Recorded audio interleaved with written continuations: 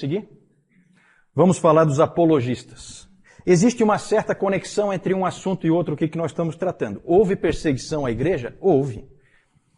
Perseguição física nós falamos. Só que houve também perseguição intelectual. E é isso que nós vamos tratar agora. E aí surge a figura dos apologistas. O que é uma apologia? É uma defesa. Um apologista é um defensor da verdade. Esses apologistas, eles aparecem desde o início.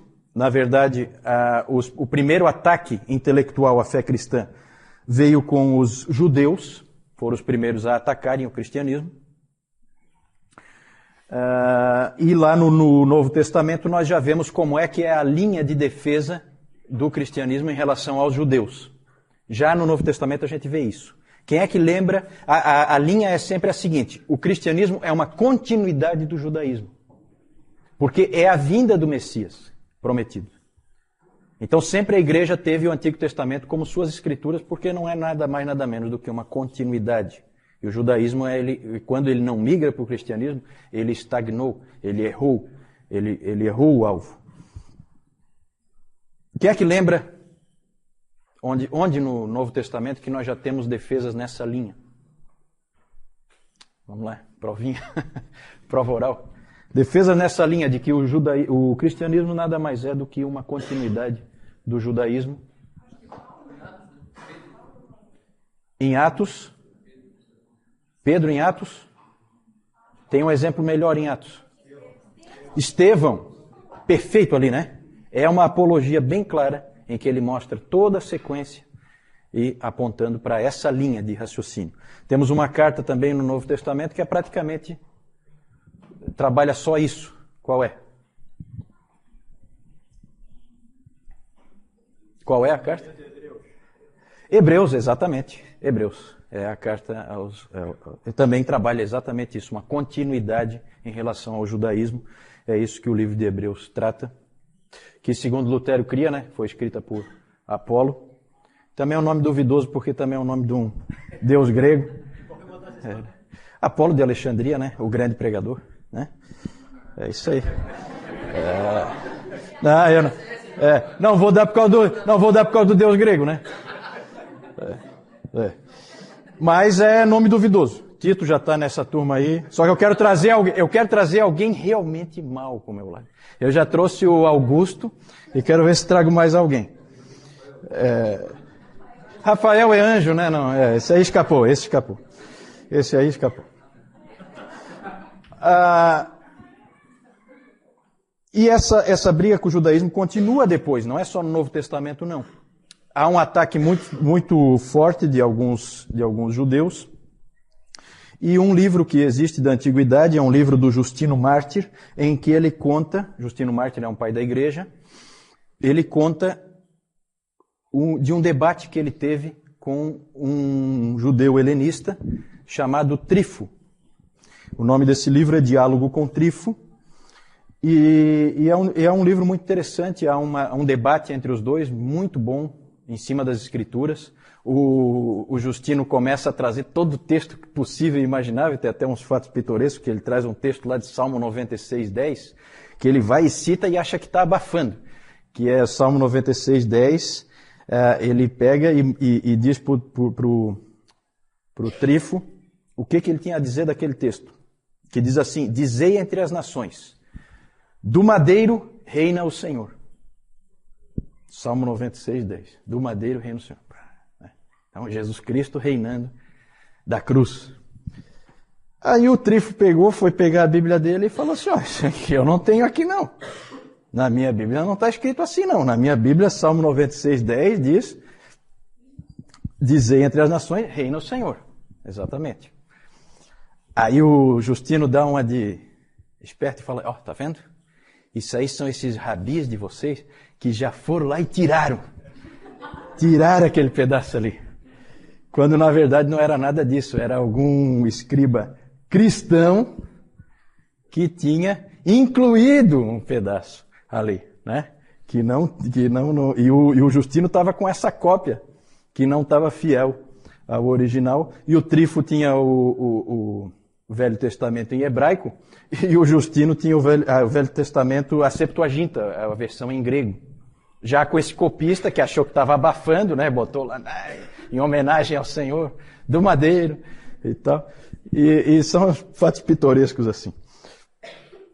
Esse debate durou 2 dias e ninguém conseguiu mudar a posição do outro, mas é impressionante nesse livro, eu nunca vi o livro, mas tem os testemunhos nesse sentido, de que houve um tratamento extremamente cortês entre eles, um tratamento em excelente nível, eles se tratam como amigos no final, é uma situação que não perdurou no futuro. Depois a relação cristãos e judeus passou a ser péssima, né? Os rabis lançaram lá o tal do Talmud babilônico, atacando e jogando anátema para todo lado em cima dos cristãos, e os cristãos começaram a usar expressões do tipo assassinos de Cristo para os judeus, né? João Crisóstomo, um dos pais da igreja, foi um desses que utilizou esse nome e perpetuou esse nome aí. Quem são os judeus? São os assassinos de Cristo. Então a situação se deteriorou. Agora o judaísmo, houve então esse tipo de conflito aí com o judaísmo, mas o principal é com o paganismo. Pode passar ali. E aí nós temos várias obras da antiguidade aí, escritas por cristãos, para defender o cristianismo. Nós temos essa Epístola a Diogneto. É um material muito interessante, com uma boa visão da graça, porque uma coisa que é interessante dessa época aí da história da igreja é que ninguém entendeu a graça. Ninguém. Tinha que esperar chegar Agostinho para entender Paulo, porque ninguém tinha entendido Paulo. E essa epístola chega perto. E ela é muito bonita, ela usa a expressão de que os cristãos são a alma do mundo. Ela tem, assim, momentos bem interessantes. Esse Octávios de Minícius Félix é a história de um diálogo entre Octávios e Cecílius. Esse Octávios era cristão e ele, então, começou a discutir com esse Cecílius. E ele acaba convertendo os Cecílios. E é interessante que já naquela época, quando você pega esse material, que é lá do 2º século, você já vê os mesmos ataques à fé cristã que existem hoje. É impressionante como é sempre as mesmas coisas que se diz. Não há assim novidade, né? É sempre a mesma coisa. Esses ataques que vinham de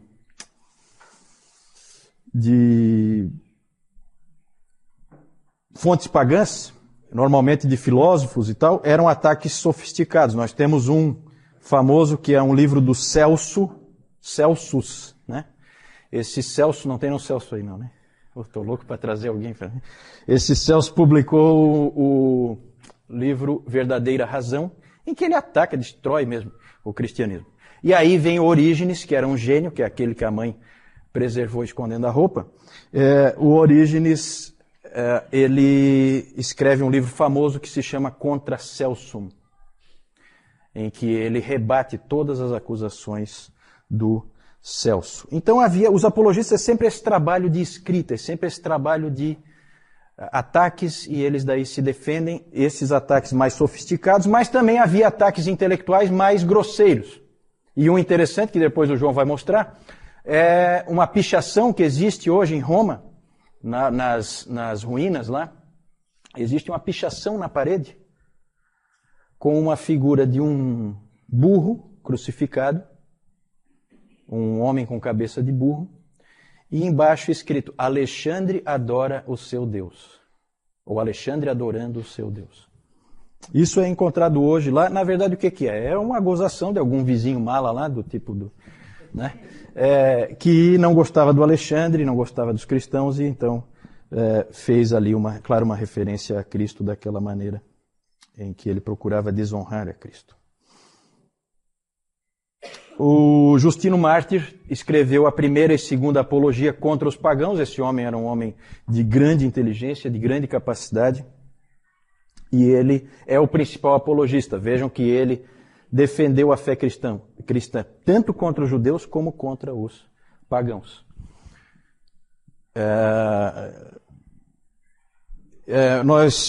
Na verdade, nós temos que agora parar para pensar um pouquinho porque a relação entre o judaísmo e o cristianismo é evidente, é simples de ver.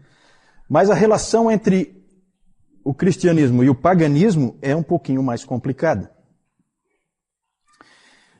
E aí havia um problema, havia uma dificuldade. Como tratar a cultura em que a igreja está inserida? Como ver a cultura? Como encarar? Devemos pegar o que se sabe, o que se conhece na cultura pagã e trazer para dentro da igreja, ou devemos nos afastar completamente? Isso foi um problema muito sério, uma dificuldade muito grande para a igreja saber como tratar isso. Daqui a pouco nós vamos ver em detalhes como que isso funciona. Na verdade, nós temos duas abordagens, duas formas de tratar a cultura nessa época dos apologistas. Pode passar isso.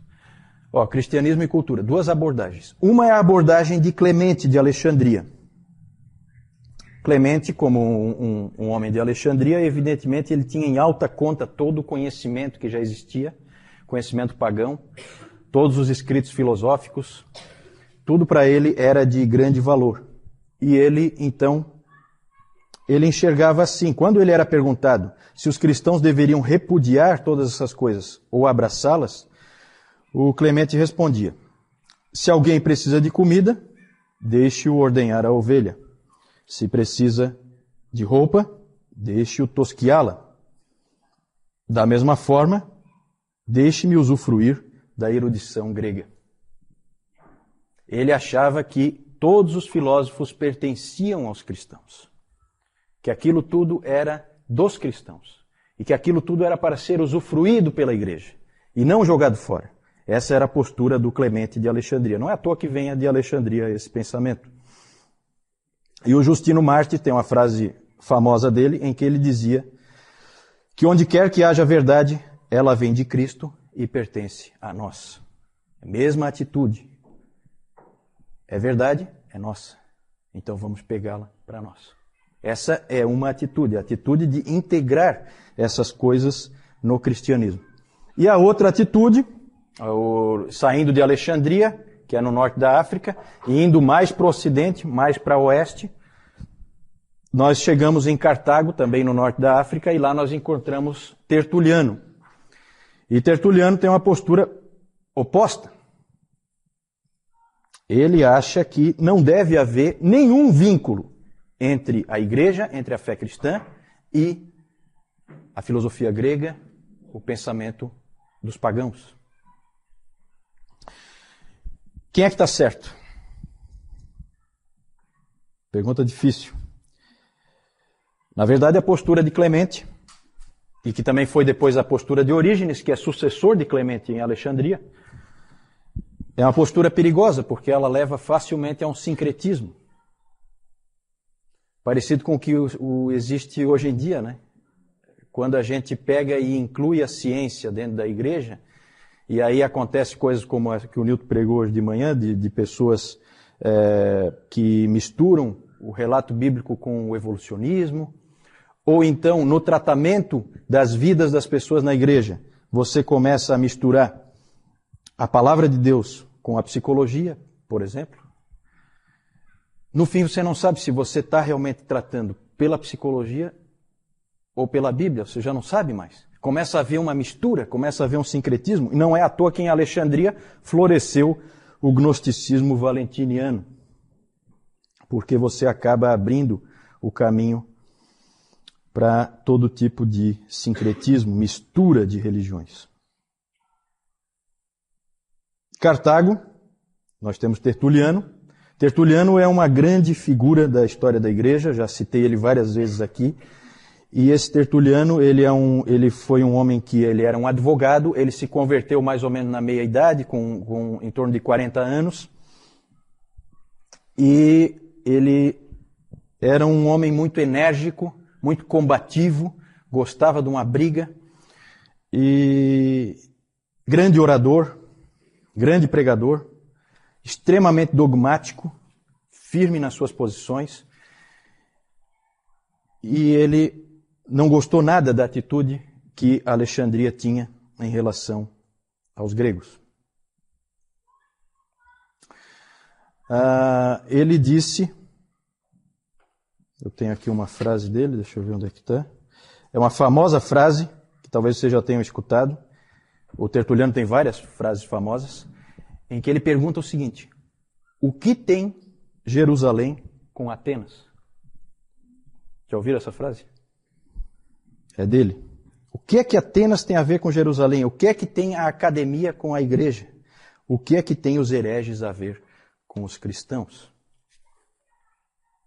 Essa era a posição dele. E o Tertuliano, na verdade, ele era um pouco exagerado. E nessa posição dele também tinha problema. Na primeira nós tínhamos esse problema do sincretismo. Começa a misturar tudo, no fim você já não tem mais um cristianismo puro. E no caso do Tertuliano, você tem um isolamento da igreja em relação à cultura. Ele se isola e você começa a ter um cristianismo estranho. E o Tertuliano tinha umas frases que não ajudavam nada. O Celso criticava, o Celso que eu falei antes, um crítico dos cristãos, ele criticou no seu Verdadeira Razão, ele disse o seguinte, que os cristãos dizem, não faça perguntas, apenas creia. Isso para o Celso era inadmissível. E o Tertuliano, acho que ele ia um pouco nessa linha, porque olha só essa frase dele, que sempre deixou todo mundo estupefato. Ele dizia assim, eu creio porque é absurdo. O Filho de Deus morreu. Isso é crível porque é uma tolice. E ele foi morto e ressuscitou. Isso é certo, porque é impossível. Esse tipo de atitude não ajudava nada, porque, na verdade, pessoas como Celso achavam isso uma coisa irracional. E o cristianismo não é irracional. Então esse aí é um outro extremo que o Tertuliano foi, que também não foi muito legal. O Tassiano, que é outro pai da igreja, esse foi pior ainda, ele era mais radical ainda. E o monasticismo medieval, os monges medievais, não foram numa direção muito diferente, não. Eles foram mais ou menos nessa direção aí. Tem aquele livro, O Nome da Rosa, do Umberto Eco, que eu nunca me atrevi a ler, porque dizem que é terrível de ler, né? Porque ele escreve um monte de línguas diferentes, porque cada monge fala numa língua diferente.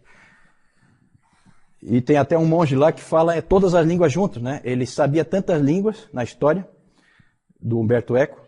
Ele sabia tantas línguas diferentes que no final ele não sabia falar nenhuma. Então tem trechos lá em que esse monge fala que daí ninguém entende nada porque é misturado as várias línguas. Então é uma coisa esquisita. Mas nesse livro, o filme dá para assistir, né? O livro é complicado de ler. Mas ali tem a história gira em torno de um monge que queria dar um jeito de se livrar das obras de Aristóteles. Certo? Então é dentro dessa atitude aqui do Tertuliano. Certo? Ele queria se ver livre das obras do Aristóteles. O livro gira em torno desse tema. Né? Quem é que está certo? Quem está certo? Vejam bem, gente, aqui a gente tem que pensar assim, a igreja é uma só. Quando um cara lá em Alexandria fala uma coisa, me afeta aqui. Porque não existem várias igrejas, existe uma igreja única. É a igreja católica, que nós falamos antes. Essa época ainda é uma época em que a igreja é uma só. Então um se preocupa com o que o outro pensa. É diferente de hoje em dia em que todo mundo é meio independente e tal, a igreja é toda dividida. Não, nesse tempo não. Quem é que será que estava certo? Para que direção a igreja deve ir? Isso foi difícil. E não existe resposta fácil para isso. Na verdade, esse problema do cristianismo em relação à cultura sempre foi um problema. E é um problema hoje ainda.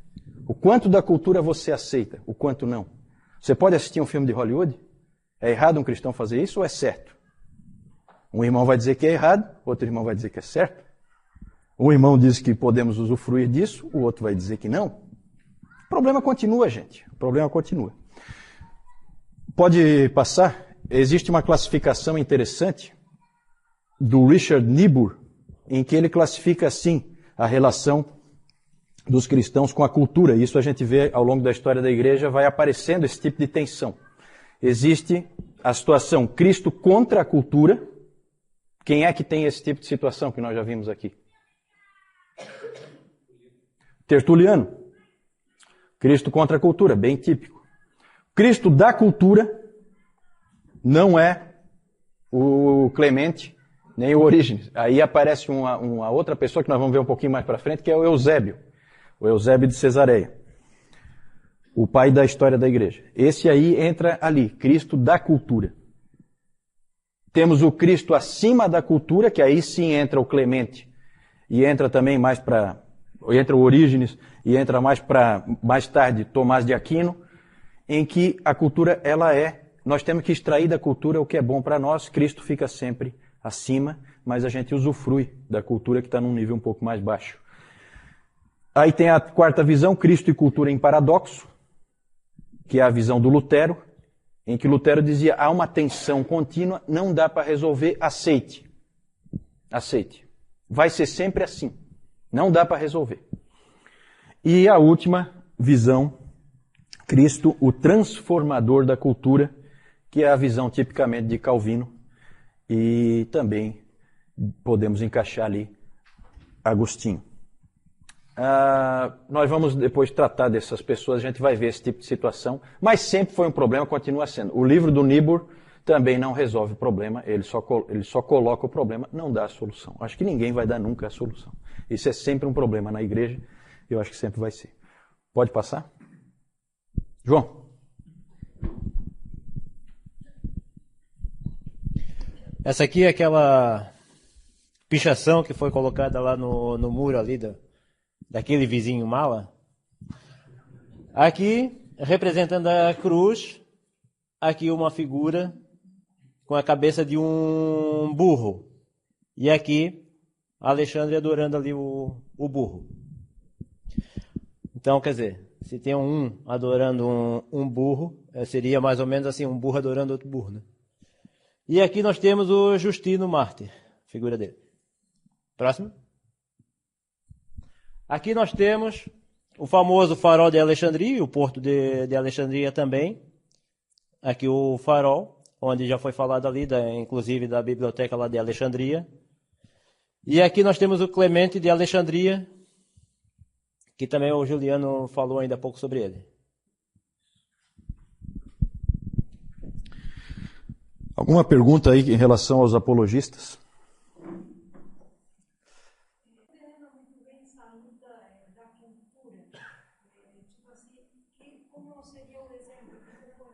A primeira é em relação ao que quer dizer, o que se quer dizer exatamente com cultura. Cultura aí, no caso, é o que nós costumamos chamar de mundo, né? Na verdade, é tudo, é toda a forma de ser, os valores, as ênfases, a maneira de viver das pessoas que são do mundo. As filosofias que elas seguem, como elas constroem o pensamento delas, a maneira delas aprenderem, as ênfases, tudo isso é a cultura. Nós devemos trazer isso para dentro da igreja ou não? Nós devemos ser semelhantes a eles ou nós devemos ser radicalmente diferentes deles?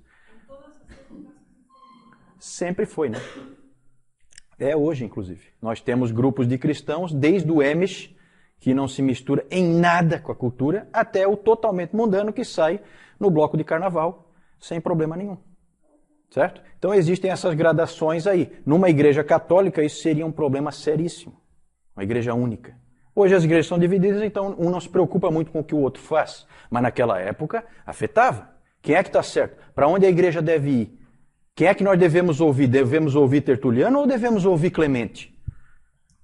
Né? É o problema.